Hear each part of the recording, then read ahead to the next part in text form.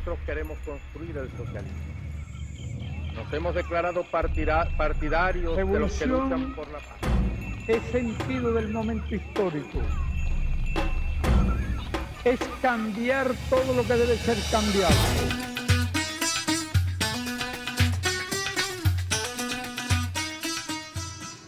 Sí, buenos días usuarios y usuarias. Hoy estaremos analizando en este programa Escuela de Cuadros la vida de Luis Michel. Decía que no es un programa como los otros donde vamos a analizar un texto en específico, sino desde distintos análisis, artículos, textos que nos explican y nos muestran la vida de esta revolucionaria, anarquista, feminista, que tuvo un papel fundamental también en la Comuna de París.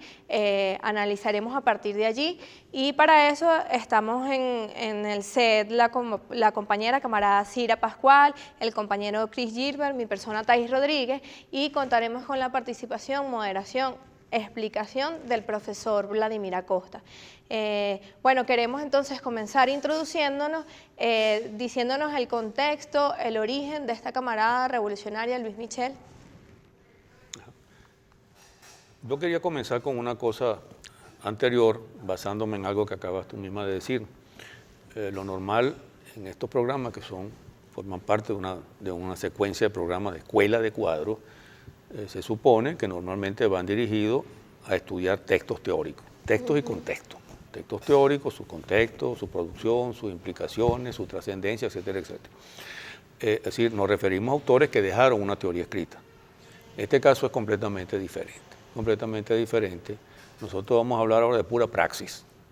Es decir, Luisa Michel no es que no sea una intelectual, es una mujer intelectual, una brillante mujer intelectual, que fue poeta, pero no solo fue poeta, fue escritora, fue investigadora, fue científica, estudió biología, estudió ciencias naturales, fue antropóloga, escribió un libro sobre la cultura y las gestas de los canacos, investigó la naturaleza de la Nueva Caledonia. Es decir, una persona con un alcance intelectual muy grande, pero no fue teórica política, no hubo teoría política, lo que hubo en ella fue praxis. Y praxis después de una primera etapa de su vida. Ella en sus memorias divide su vida en dos mitades. Una mitad, digamos, que ella llama teórica porque es su periodo formativo, y una mitad que es la mitad prácticamente revolucionaria, que es su militancia, su compromiso hasta finalmente su muerte. Yo he dedicado, por cierto, varios programas a hablar de Luisa Michel y me es difícil decir cosas distintas a las que ya dije.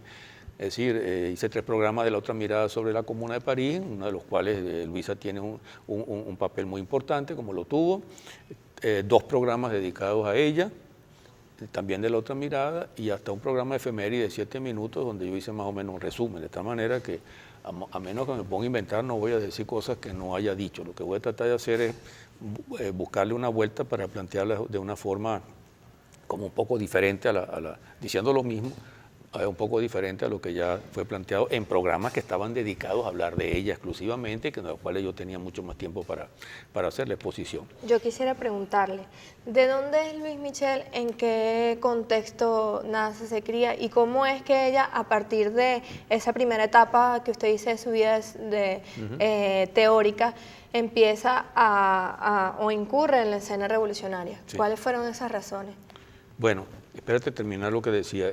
Ella habla de 2 partes en su memoria. Yo pienso que realmente hay 2 partes de su vida, pero hay una parte de transición, porque ella no saltó bruscamente de ese periodo que ella llama formativo, teórico, a la revolución. Hay un periodo de transición que son unos 14 años, algo parecido.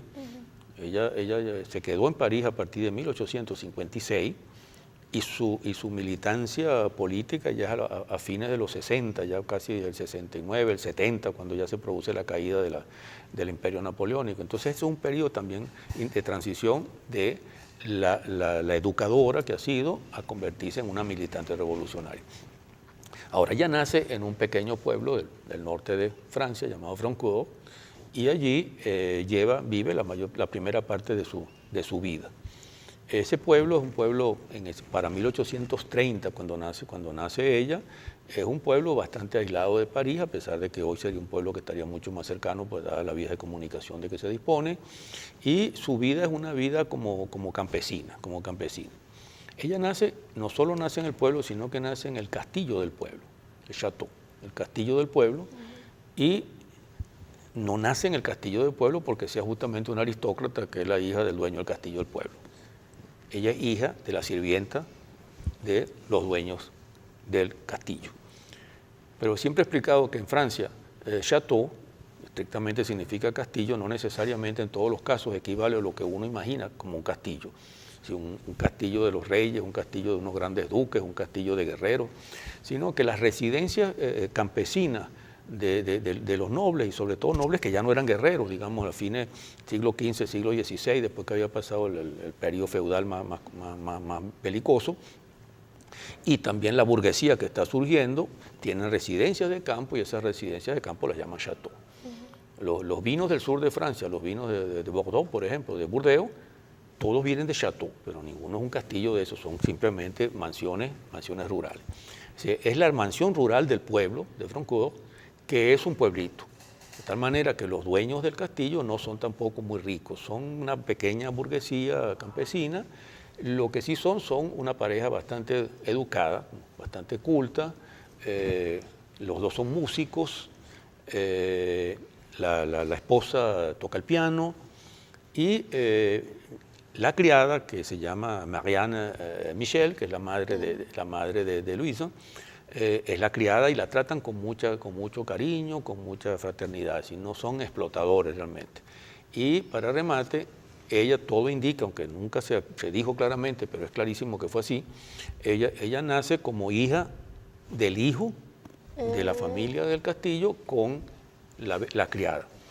Parece que la madre de Luis Michel era una mujer muy hermosa, rubia, de cabellos, de unos rulos así, unos bucles. Tan bonita era que parece que después que nació Luisa y tenía ya unos 8 o 9 años, hay un retrato de ella que verdaderamente no es para un concurso de belleza ni nada parecido. Ella era más bien feucha, flaquita, etcétera, etcétera. Le decían a la madre, ¿cómo es posible que una mujer tan bella como tú ya tenga una hija tan fea? Ella misma cuenta en la memoria que eso nunca le afectó, que no le interesaba demasiado, pero a la madre no le gustaba que le dijeran que su hija era fea. Pero Luisa, ¿y en ese ambiente tuvo acceso a estudiar? A todo, la trataron como si hubiera sido hija, hija legítima y no hija ilegítima de su hijo, ella los llamaba a sus abuelos, a ellos, y le dieron todas las oportunidades de educarse. Ella tenía inquietudes intelectuales desde muy niña.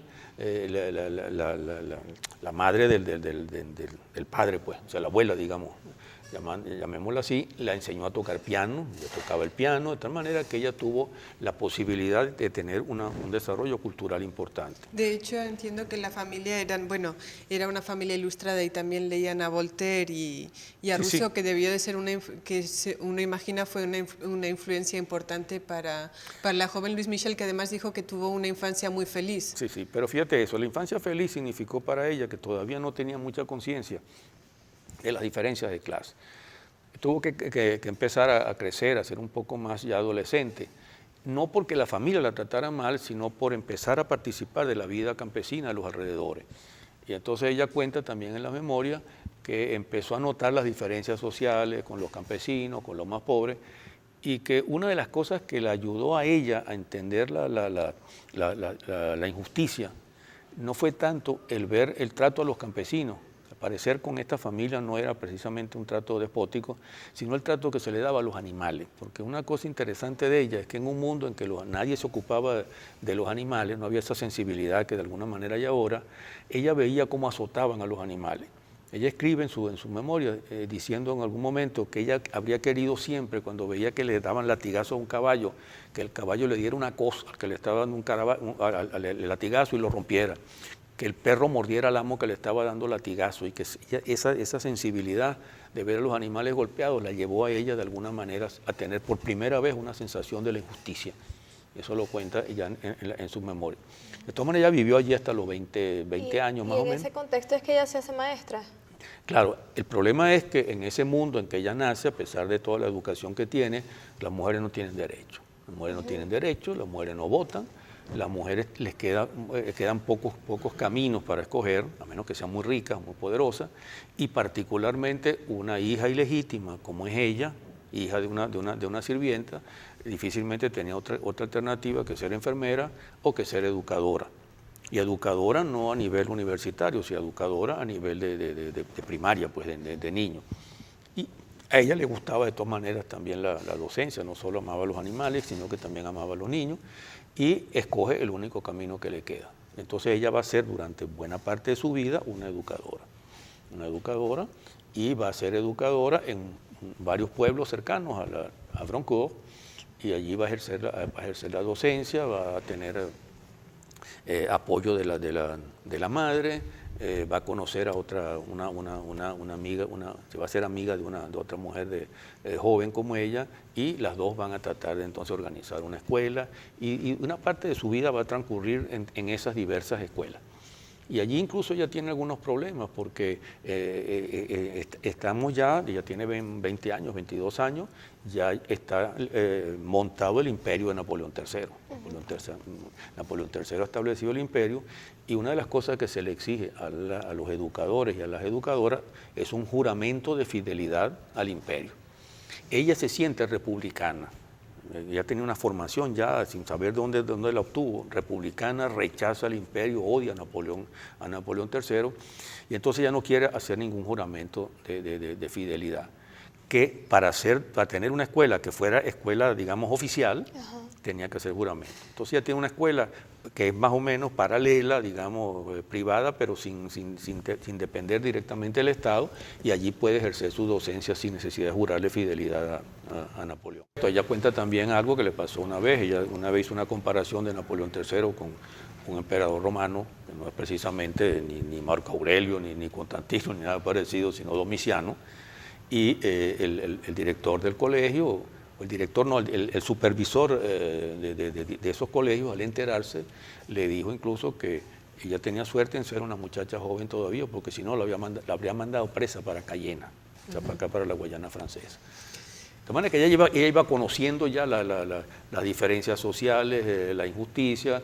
Ella trataba de hacer había leído a Rousseau, por cierto, y de alguna manera eso influía en su actitud como maestra. Quería hacer entonces relacionar a los niños y a las niñas con los animales, con la naturaleza, llevarlos a hacer prácticas afuera, introducía animales allí en el espacio educativo para que los niños jugaran con los animales, le tomaran cariño a los animales.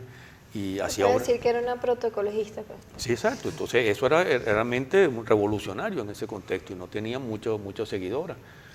Algún momento creo que la amiga de ella dice algo parecido, que bueno, sí, ella hacía un poco de cosas raras ahí, pero que no estaban mal, pero que eran un poco raras. Es decir, porque tenía una visión que no tenían los educadores usualmente. De alguna manera está la influencia de Rousseau ahí, sin duda, ¿no? En el 56, o sea, a los 26 años, se va a París.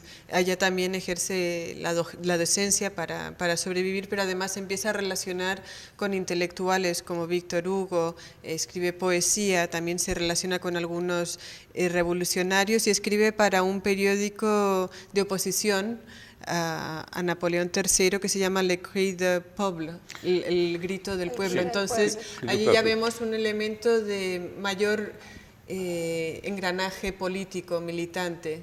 Pero fíjate, ella tuvo dos experiencias de viaje a París, porque ella quería salir de todo ese territorio de Haute-Marne e ir a París, pero fue una primera vez a París. Fue una primera vez a París, fue con su madre justamente, y no se quedó mucho tiempo en París. La madre regresó, si no me equivoco, y creo que se enfermó, y entonces ella tuvo que regresar a París.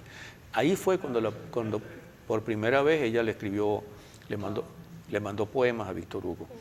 Y Víctor Hugo, que era un hombre ya famoso, eso ocurrió antes de la imposición del imperio de Napoleón. Recuerden que Víctor Hugo fue enemigo de Napoleón III, lo llamó Napoleón el Pequeño, escribió un libro contra él y tuvo que exiliarse.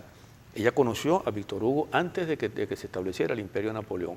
Ella era una tipa todavía muy joven, una muchacha todavía muy joven, y le mandó varios poemas. Víctor Hugo le respondió, y se generó una relación muy amistosa y muy intelectual y cariñosa entre ellos, a pesar de la diferencia. Víctor Hugo era un hombre famoso y ya bien maduro, y ella era una joven poeta prácticamente desconocida. Ajá. Entonces, es el momento de esa segunda ida a París es cuando comienza a militar más. También se relaciona, creo, o es parte de una sociedad demócrata de moralización, que en realidad es una sociedad para las trabajadoras o para el trabajo con las trabajadoras obreras. Entonces ya vemos a una Louise Michel que se incorpora a la vida política de una forma más activa. En el siguiente segmento vamos a hablar sobre la lucha de Louise Michel durante la Comuna de París. Ella fue, como decía la compañera Thais, una de las grandes heroínas, una de las grandes figuras de la Comuna de París. Estamos en Escuela de Cuadros estudiando la vida de Louise Michel con el profesor Vladimir Acosta. Ya volvemos con más de este programa.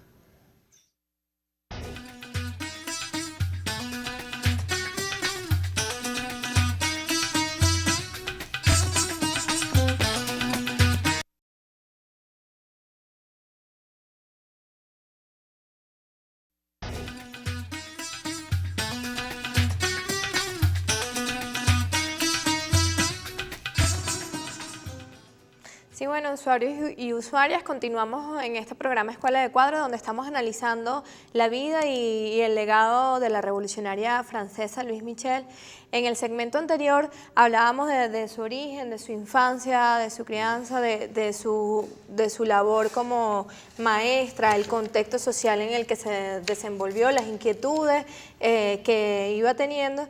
Y ya entrábamos en una Louise Michel más madura que va a Francia, que se empieza a vincular a París, va a París y se empieza a vincular con distintos procesos revolucionarios de lucha. Queremos que el profesor Vladimir nos explique más de esa etapa de transición de una Louise Michel joven con un montón de inquietudes y con mucha sensibilidad social, ecologista, cómo pasa a ser una revolucionaria que además luego va a cumplir un papel fundamental en la Comuna de París. Sí, eso es importante, entender ese proceso como de transición pues, de la Louise Michel que llega a París, que sigue como educadora, que sigue interesada en la poesía, en la cultura, pero que no se ha vinculado a la política, y es a partir de su llegada a París y en esos años ya cercanos a la decadencia del Imperio Napoleónico, sobre todo esos últimos 5 años, 1865 a 1870, cuando ella se compromete.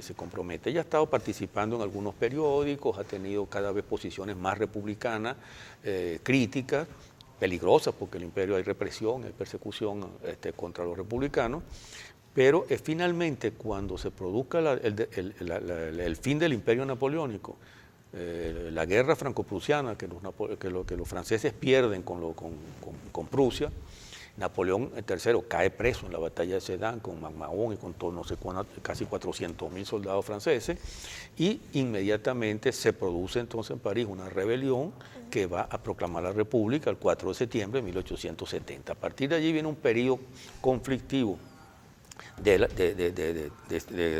de abril, 4 de septiembre, del 4 de septiembre de 1870 hasta el 18 de marzo del 71, que es cuando se va a producir el comienzo de la Comuna de París. Ahí está Francia invadida por los alemanes, por los prusianos. El gobierno francés derrotado, se ha creado una comité de salvación, una especie de gobierno de salvación que lo encabeza Thiers.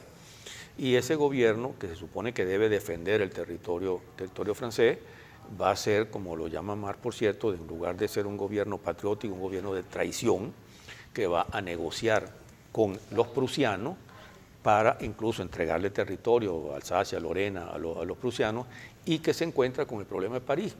Porque el pueblo de París se ha rebelado prácticamente, está inconforme y lo ha mostrado en varias marchas, como donde ha habido represión. Ahí ha participado mucho ya Louise Michel, incluso una vez fue delegada ante el Hotel de Ville para hacer una de esas denuncias.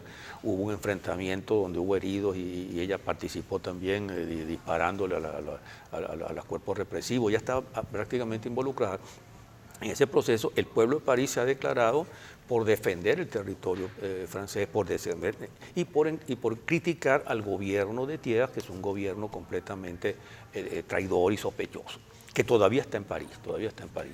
Entonces, en ese contexto se va a llegar justamente a la proclamación de la Comuna. En marzo de 1871, el pueblo trabajador de París se rebeló contra el gobierno entreguista, llamado de Defensa Nacional de Thiers. instaurando un proyecto político popular autogestionario. Durante más de 2 meses, los comuneros construyeron una república que se propuso terminar con la dominación de clase. La Comuna de París resistió un cruento asedio, hasta que, durante la Semana Sangrienta, entraron en París tropas al servicio de la burguesía, asesinando entre 20.000 y 50.000 comuneros y comuneras. La experiencia de la Comuna de París, el primer ejercicio de autogobierno obrero, inspiró a Marx, quien dijo que los comuneros habían tomado el cielo por asalto. En Guerra Civil en Francia, Marx escribió también: la comuna estaba formada por los consejeros municipales, elegidos por sufragio universal en los diversos distritos de París. Eran responsables y podían ser revocados en todo momento. La mayoría de sus miembros eran, naturalmente, obreros o representantes reconocidos de la clase obrera. Desde los miembros de la comuna para abajo, todos los que desempeñaban cargos públicos lo hacían por el salario de un obrero. Todos los privilegios y los gastos de representación de los altos dignatarios del Estado desaparecieron. Los alemanes, en enero de 1871, los alemanes han empezado a sitiar París y incluso bombardean París. Bombardean París, el pueblo de París pasa un hambre espantosa, donde yo en uno de los programas de La Otra Mirada mostraba justamente vendedores de ratas, o sea, vendedores de ratas y cocinando las ratas, y las ratas tenían un precio enorme porque eran la poca carne que se podía conseguir con un invierno que fue muy fuerte. Y el pueblo de París resistió eso. Los alemanes decidieron entrar a París y el pueblo de París, que estaba dispuesto a enfrentarlo, prefirió replegarse para las zonas populares. Los alemanes hicieron un recorrido por París y no encontraron a nadie, verdaderamente como una ciudad absolutamente abandonada, y por supuesto volvieron a salir de París.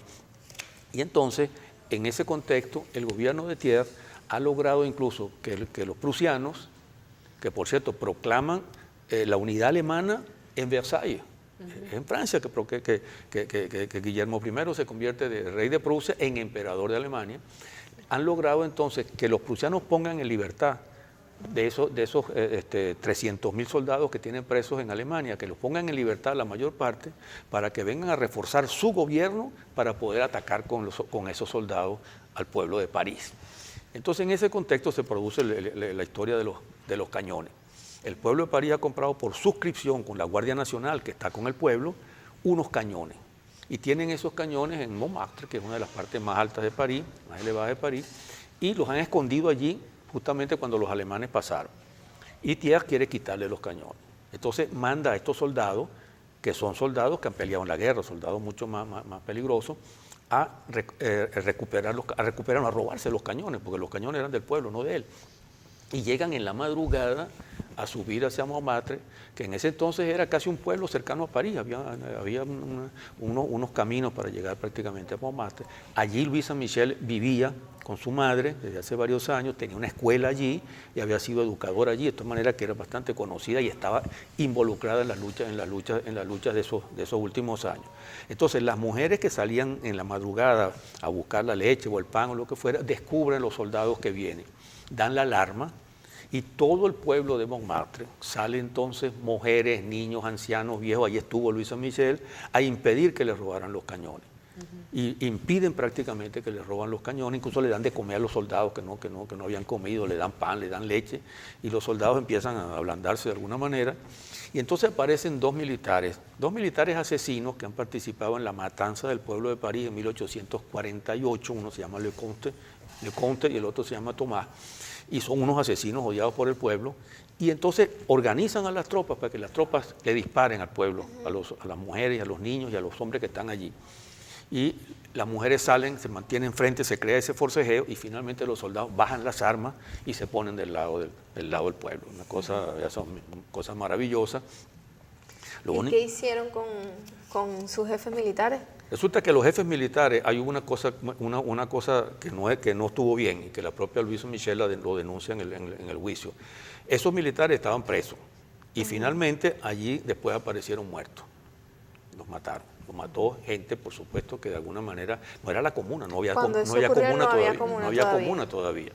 Y ella dice, cuando le hacen el juicio, dice, porque le preguntan, ¿usted tuvo que ver con eso? Y mire, si yo hubiera estado en ese momento viéndolos ordenar a sus tropas a matar al pueblo, yo les habría disparado. Pero yo entiendo que lo que pasó después cuando estaban presos fue algo que nunca debió hacerse. Yo no tengo ninguna defensa. Pregunto por eso, porque eso luego sirvió como una fue excusa, uno de los argumentos. Fue uno de los argumentos, además para manchar la imagen de la comuna. Que ella lo utilizó. Y el otro fue que al final hubo un fusilamiento de rehenes. Lo estaban proponiendo unos rehenes para entregárselos a tierra a cambio de Blanqui, que por cierto fue capturado, estuvo preso, y algunos de los jefes militares. El gobierno de Thiers se negó, y en la crisis final de la comuna fueron fusilados. Entre ellos fue fusilado el arzobispo de París. Entonces fue otra de las cosas que sirvió para desprestigiar a la comuna y para justificarle el baño de sangre que hicieron allí. Entonces eso es el cuadro. Ahora, en la comuna ella tiene una participación extraordinaria. Tiene una participación como Guardia Nacional, vestida de Guardia Nacional, trabajando como Guardia Nacional, ayudando a crear con Elizabeth Dmitriev, la joven aristócrata revolucionaria rusa, y con Nathalie Lemel, que es su gran amiga, crean un comité de mujeres para lograr incluso en la propia comuna que le dieran derecho a hablar a las mujeres y a participar a las mujeres. Había muchísimo machismo ahí. Y entonces tiene un papel importantísimo, funciona como educadora, porque ahí se separa la iglesia del Estado, como educadora, funciona como enfermera, funciona como soldado, vestida de Guardia Nacional, organizadora de las mujeres, y participa con las mujeres, y después se va a las reuniones de los hombres y participa en las reuniones de los hombres, y es una de las heroínas sin duda de la comuna. Y no solo eso, después participa en la barricada. Cuando llega la última semana, esa terrible de mayo, ella participa en la barricada, participa en una barricada de puras mujeres en Montmartre, donde ella era una de las jefas. Las mujeres tuvieron desde el principio un papel allí. Fundamental. Pero no tenían tanta influencia en la toma de decisiones. No tenían mucha influencia en la toma de decisiones. Esa era una de las peleas internas allí. Y después la batalla en el cementerio de Montmartre, donde realmente fue la última batalla, y ella tuvo la suerte de poder salvarse de la barricada y salvarse y se escondió, como hicieron muchos cuando ya eso estaba aplastado en aquel baño de sangre, pero los versalleses capturaron a su madre allí en Versalles, y cuando ella se enteró que le iban a fusilar a la madre, que no tenía nada que ver con la comuna, ella se entregó. Ajá. Y de ahí entonces, viene la en cárcel. Viene un largo proceso de encarcelamiento, el juicio, que es un juicio bien conocido. También quería mencionar que ella logra que se instalen comedores para niños, guarderías infantiles, escuelas profesionales. En fin, sobre la Comuna de París, no solamente usted hizo otros programas para el Canal 8, pero también hicimos un programa aquí en Escuela de Cuadros, y aquellos que quieran conocer más sobre el programa pueden buscar en YouTube el programa sobre Guerra Civil en Francia. Pero ahora querríamos entrar en el propio proceso de acusación y de la defensa de Louise Michel, que de alguna forma muestra a esa gran mujer, a esa gran revolucionaria. Muy rapidito, algunas de el caso inicia el 16 de diciembre del 71 y se le acusa tiene 7 cargos, entre otros posesión. Luego de que cae la comuna. Esto es, por supuesto, tras la caída de la Comuna de París, cuando ella se entrega, como decía el profe, para que no tomen a su madre presa o para que liberen a su madre. Entonces la acusan de tratar de derrocar el gobierno. También de posesión de armas, de uso de documentos falsos, de planificación de asesinato de rehenes, de detenciones ilegales, de tortura, de asesinato. Son 7 cargos. La acusan de todo. La acusan de todo, básicamente. Y Thais también, en cuanto al texto... Después que el profe explique lo que iba a explicar, solamente me gustaría leer ahí unas líneas que es su defensa, que al final no fue una... Claro, que no fue defensa, él no se defendió. Pero yo que quería leer la parte final esta, si no sé si era lo mismo que tú vas a leer, lo que ella dice que reclama su pedacito de plomo. Bueno, ese proceso es inolvidable, es un proceso, lamentablemente no es fácil conseguirlo en español, pero se consigue en francés y se podría traducir. El valor que demuestra Louise Michel, que está dispuesta a morir, que sabe que la van a fusilar y que quiere que la fusilen, no tiene ningún miedo a que la fusilen. Por eso el valor que demuestra es algo que llegó a impactar a los jueces, a esos jueces absolutamente insensibles y criminales como eran. Entonces hay un momento en que después de todas las acusaciones, los testigos que han traído, el presidente le pregunta acusada, ¿tiene usted algo que decir en su defensa? Ella ha dicho que no quiere defenderse, entonces ella dice ahí, lo que dice es esto: lo que yo reclamo de ustedes, que se llaman Consejo de Guerra, que se autotitulan de ser mis jueces, que se esconden no como la Comisión de Gracia, a vosotros que sois militares, que juzgáis frente a todo el mundo, yo lo que os reclamo es el campo de Satorí, donde se produjeron las matanzas más terribles, donde cayeron nuestros hermanos. Se ha dicho que van a extraerme, a arrancarme de la sociedad. Yo os digo que lo hagáis.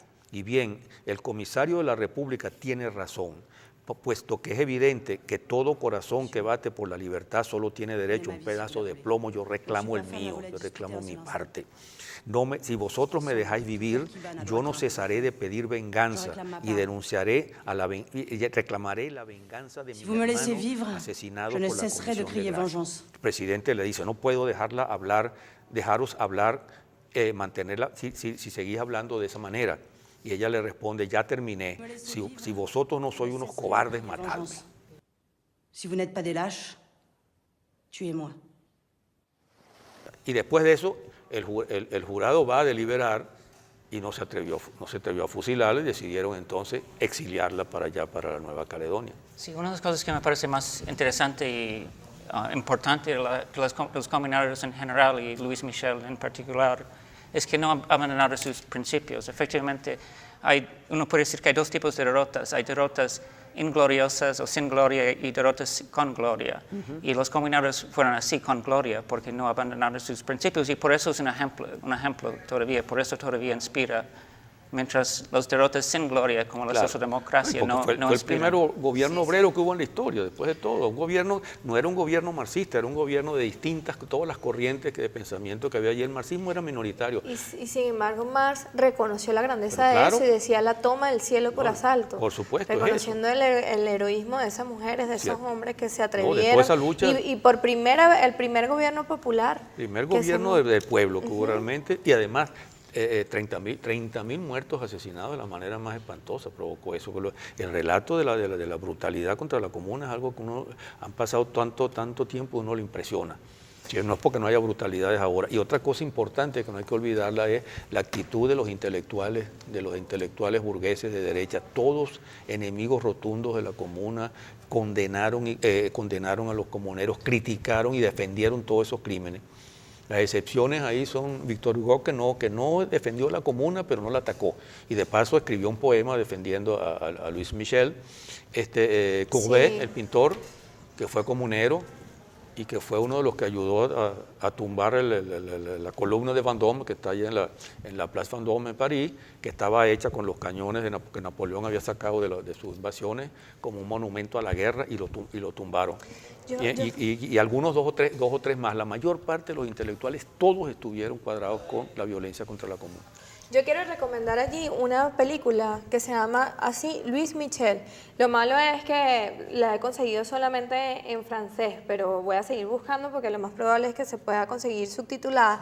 Y la película comienza justamente con las palabras de ella en el juicio, estas palabras finales. Y luego muestra toda esa etapa de la que vamos a comenzar a hablar, no sé si en el siguiente segmento, toda esa etapa del exilio de Luis Michel, las luchas que siguió desarrollando. Correcto. Y bueno, es excelente película. Y además así comenzamos a medio entender el francés. Está bien. Entonces, como tras el juicio ella es desterrada a Nueva Caledonia, ese es el momento en el que vamos a trabajar el próximo segmento. Y también sobre el juicio vamos a colgar en la página nuestra la parte traducida, que hicimos una pequeña traducción casera. Estamos en Escuela de Cuadros estudiando la vida de la revolucionaria Luis Michel. Ya volvemos con más de este debate, de esta discusión con Vladimir Acosta.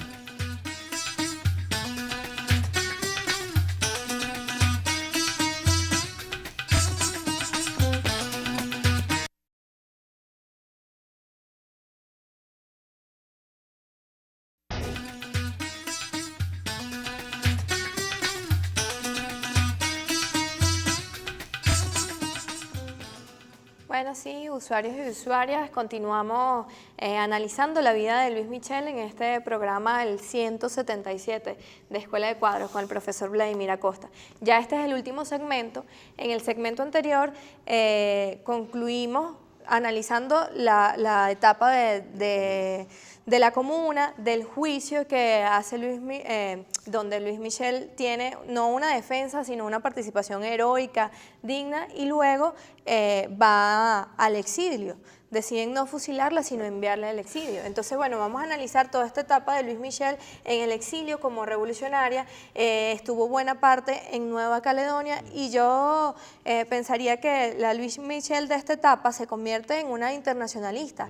Va comprendiendo las luchas incluso de esos pueblos colonizados por Francia e incluso a diferencia de muchos de sus compañeros en el exilio que fueron de la comuna también, que estaban allí por comuneros, pero que no entendieron la lucha de todos estos pueblos colonizados. Si nos explica usted un poco sobre eso. Sí. No, déjame decirte una cosa, ella no solo no es que no se defendió en el juicio, es que ella atacó. Eso no es una defensa, sino un ataque, realmente un ataque y un ataque virulento, donde dice todas las verdades a los que la están jugando, además no les reconoce calidad de jueces para poderla juzgar a ella. Bueno, ella deciden entonces no fusilarla, sino que la envían a Nueva Caledonia. Bueno, ella la mantienen un tiempo presa y finalmente en un barco sale una cantidad de comuneros. Hay 20 mujeres allí, entre las cuales está ella y Nathalie Lemel, que van a Nueva Caledonia, llegan a fin del año 73, llegan finalmente a la Nueva Caledonia.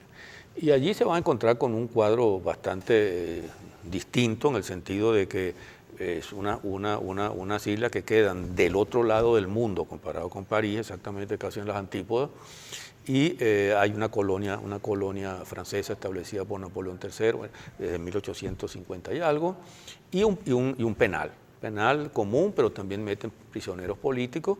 Por cierto, allá hay muchos argelinos que vienen de la rebelión de Abdelkader en Argelia y se encuentran allí. Ella también va a ser solidaria con los argelinos. Y bueno, el primer problema es que quieren separar a los hombres de las mujeres y hacen una protesta allí, y entonces obligan a que los pongan juntos. Allí encuentra camaradas que participaron en la comuna, se entera de que algunos han muerto. Y viene una vida pues de estar allí, no están exactamente presos, sino pues confinados. Tienen contacto con los franceses que están allí y tienen capacidad de desarrollar actividades, por supuesto. Y ella, una de las cosas que hace, que siempre ha tenido una vocación científica, es ponerse a estudiar esa realidad y a comprender esa realidad. Se pone a estudiar las plantas, las flores, los árboles. Hasta ese entonces esa naturaleza no había sido estudiada, puro colonialismo, sin estudio ninguno. Y a estudiar los animales. Y empieza a trabajar sobre eso, a escribir algunas cosas sobre eso, sigue haciendo poesía. Y una de las cosas que le interesa más es descubrir ese mundo de los canacos, de los habitantes de la Nueva Caledonia, considerados como salvajes y como caníbales, antropófagos. Y ella conoce a un canaco que ya está afrancesado, que ya habla francés, y entonces se hace muy amiga de este canaco, y este canaco empieza a enseñarle la lengua de los canacos. Y se propone aprender la lengua y aprende la lengua de los canacos y empieza a hablar ya como los canacos. Y hay un momento en que ella cuenta también en las memorias que ella quería además un contacto directo con los canacos, que estaban más o menos replegados allí en la selva, en el monte, y se va una noche caminando sola y se mete para allá, para la selva. Y oye unos ruidos allí y hay una reunión de canacos en una cabaña. Están de noche, está oscuro, y están todos sentados allí, unos jefes conversando y no sé qué, y de repente ven que aparece una mujer por allí, sola. No hayan qué hacer, se cortan todo, y de repente la mujer les habla en su lengua, les habla canaco, y empieza a conversar con ellos, la llaman entonces, y ella les explica una cosa importante, porque es que los canacos, como allá había presos comunes, las autoridades habían establecido un acuerdo con los canacos que cuando alguien intentaba escaparse de un preso común por delincuencia, ellos se lo entregaban a la policía. Y entonces le preguntan que si ella es una delincuente, que si mató a su mamá, que si mató a su marido. Y dice, no, yo no soy delincuente, yo soy una revolucionaria. Y empieza a explicarle, hay blancos malos y blancos buenos. Nosotros somos los blancos que estamos luchando por la justicia contra los blancos malos, así como ustedes están luchando ahora contra los blancos malos que los tienen colonizados. Le da una clase, eso es después, sí, le da una clase de lucha social. Y los canacos quedan convencidos, admirados de que aquella mujer es una revolucionaria, una luchadora. Y va a mantener esa situación. Pero va a ocurrir incluso que, además, ella va a organizar una escuela también. Le permite organizar una escuela y le da clases a los niños y niñas blancos franceses y también a los canacos. Y hay un momento en que el jefe local allí, el especie de comisario, se entera de que le está hablando a los niños canacos de libertad, de independencia y de justicia y de igualdad, y le dice, no, eso no se les puede enseñar a los canacos, eso es para los franceses prácticamente. Pero entonces ocurre que el año 1878, ya tiene ahí 5 años en la Nueva Caledonia, los canacos se rebelan. Se rebelan porque le están robando las tierras, por completo le están robando las tierras. Uno de los líderes canacos se entrevista con el gobernador y viene con 2 sacos aquí, 2 sacos. Le dice, ¿qué es lo que pasa? Le dice, mire esto. Y abre el primer saco y lo tira al piso, es pura tierra, le dice. Esto es lo que nosotros teníamos. Y entonces agarra el otro saco y lo tira al piso, puras piedras. Esto es lo que ustedes nos están dejando. Y de ahí, por supuesto, empieza una discusión sin salida y los canacos terminan organizando una rebelión. Y ella se entrevista justamente en esos días antes de la rebelión con 2 de los líderes canacos. Y la emocionó tanto el valor, la combatividad de los canacos, que ella fue a buscar entre sus pertenencias y sacó el foulard, el pañuelo rojo que usaban los comuneros, que lo usaban en la cintura, que ella lo había logrado guardar frente a todas las requisas y las persecuciones. Y estaba tan emocionada que cogió el pañuelo, el foulard, y lo partió en 2 y le dio a cada uno de ellos la mitad del foulard. Nunca supo lo que pasó porque los tipos probablemente murieron allí. Y ella respaldó esa rebelión. La mayor parte de los comuneros estuvieron del lado de los franceses, del lado de los represivos, y no entendían la solidaridad con esos canacos porque eran negros, porque eran de piel oscura, porque eran salvajes, porque eran desnudos, y les dio una lección de internacionalismo y de justicia a todas ellas.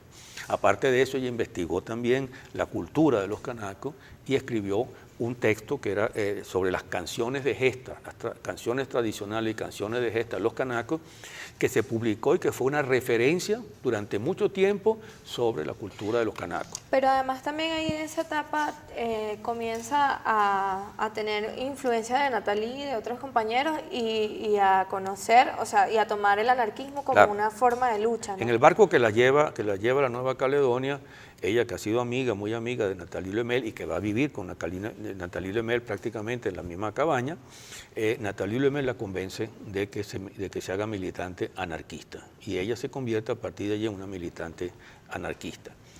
Y va a defender esa convicción pues, de anarquista durante todo el resto de su vida. Pero, como te decía hace un momento, Louise Michel, que es teórica en otras cosas, en materia política, no lo es. Su vida es una vida de praxis, de compromiso, de lucha revolucionaria hasta que se muere. Y entonces ella está defendiendo el anarquismo, pero defiende el anarquismo mucho más que como una teoría, como una forma de luchar por la justicia, contra la desigualdad, contra la explotación y de unirse a los trabajadores. El anarquismo tiene mucho peso en Francia, como lo tenía en Italia y en España.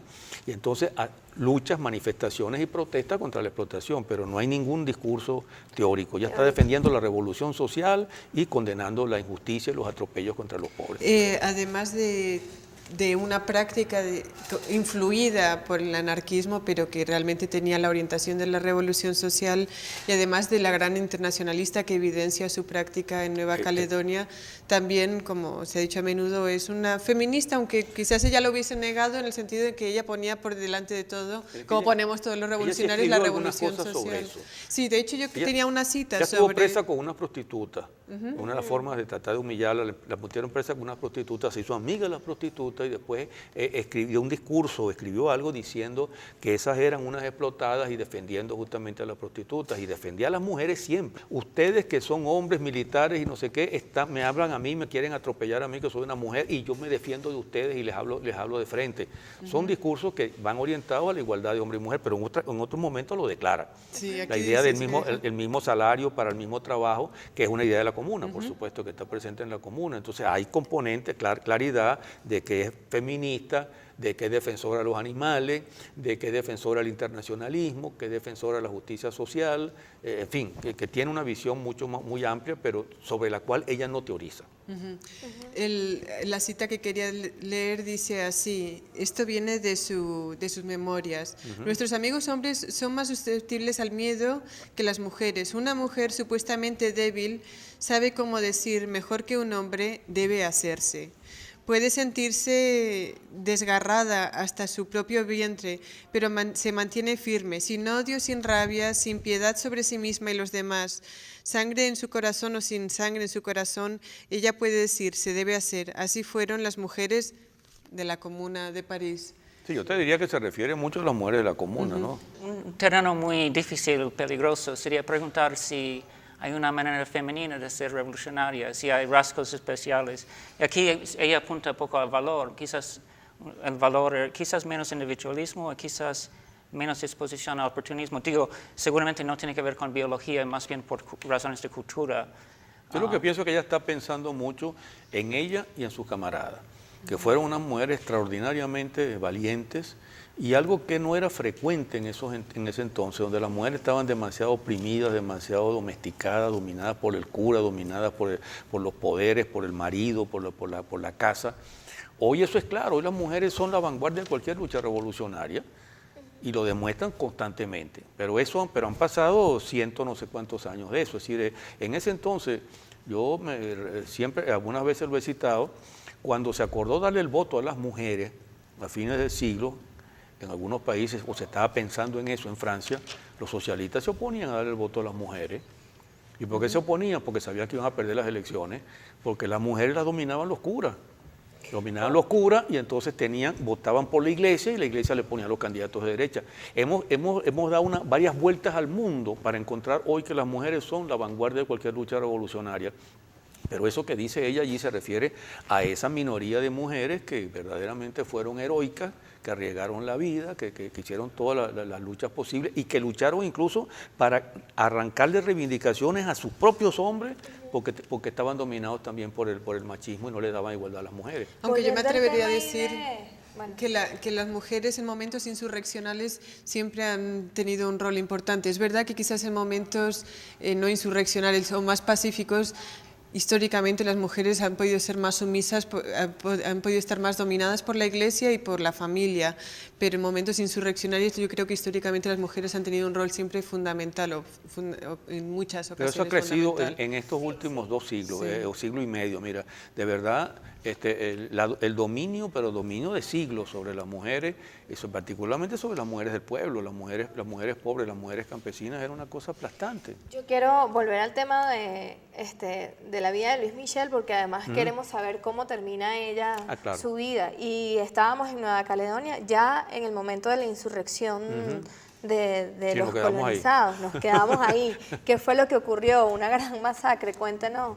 Bueno, una masacre terrible, realmente una masacre terrible. Yo creo que comentaban en el programa que hice La Otra Mirada, que uno de los rasgos de esa masacre, bueno, a ellas las acusaron, a todas esas mujeres las acusaron de petroleros, es decir, de incendiarias. Y las retrataban como unos monstruos ahí con los cabellos revueltos como unas brujas y llevando una lata de petróleo para quemar. Porque los comuneros quemaron París, bueno, y ella lo reconoce, sí, quemamos París, porque era una forma de impedir que pasaran estos asesinos. Entonces, yo comento ahí que en la rebelión de los canacos, los franceses, para terminar de matar a los canacos, quemaron la pradera. Y ahí murieron una gran cantidad de canacos. Yo lo que comentaba era que eso sí era un incendio bueno, porque lo habían hecho ellos. El de quemar la comuna para defenderse era un incendio criminal, pero este era un incendio bueno porque lo hacían ellos. Lo cierto es que los aplastaron, pero finalmente 2 años después, hubo una ley de amnistía en París, en Francia, en 1880, y ella regresó. Regresó en triunfo, la recibieron en triunfo cuando regresó a París. Y de ahí para adelante viene una etapa final de su lucha, que es la lucha ya de una militante combativa, sindicalista, anarquista, que participa en marchas, en protestas, y que a cada vez que hay una protesta de esas termina mandándola a la cárcel, la meten varias veces a la cárcel. En una oportunidad ella se irritó tanto que rompió la celda, y entonces llamaron a un médico para que declarara loca. El gobierno se asustó de declararla loca y la puso en libertad. Pero ella se fue entonces a la Gran Bretaña y empezó a hacer unos viajes por distintas partes de Europa. Fue la época, ya era anciana, pero con un reconocimiento extraordinario que le daban por todas partes. Y luego volvió a Francia y allí siguió luchando hasta el último minuto de su vida. Siguió luchando, estuvo en nuevas marchas, en nuevas manifestaciones y terminó justamente enfermándose allá en el sur de Francia, en Marsella, y entonces allí se enfermó y murió. Y cuando llevaron, eso fue en enero de 1905, y los restos los llevaron a París en un tren, y las fotos muestran verdaderamente que fue una de las manifestaciones más tremendas, más concurridas que tuvieron lugar en París en esas décadas. Impresionante la cantidad de gente que fue a acompañarla al cementerio. Y dejó ese recuerdo de la petroleosa, de la incendiaria. Ha terminado siendo una mujer reconocida. Hay una estación de metro en París que es Louis Michel, una plaza que se llama Louis Michel, y que está, por cierto, cuando uno sube la explanada de Saint-Montmartre, que lleva hacia el Sacré-Cœur, que es el templo que construyó la derecha para celebrar la derrota de la Comuna. La plaza que está abajo, cuando uno empieza el ascenso, se llama Plaza Louis Michel, y hay escuelas que se llaman Louis Michel, y hay un reconocimiento desde hace unas cuantas décadas, de principios de este siglo, a Louis Michel. Es más, yo acabo de revisar un texto allí sobre Nathalie Lemel, otra petroleosa, otra incendiaria, otra anarquista, y hay entonces una escuela que se llama, en Francia, una escuela que se llama Nathalie Lemel, y una calle que se llama Nathalie Lemel. Bien.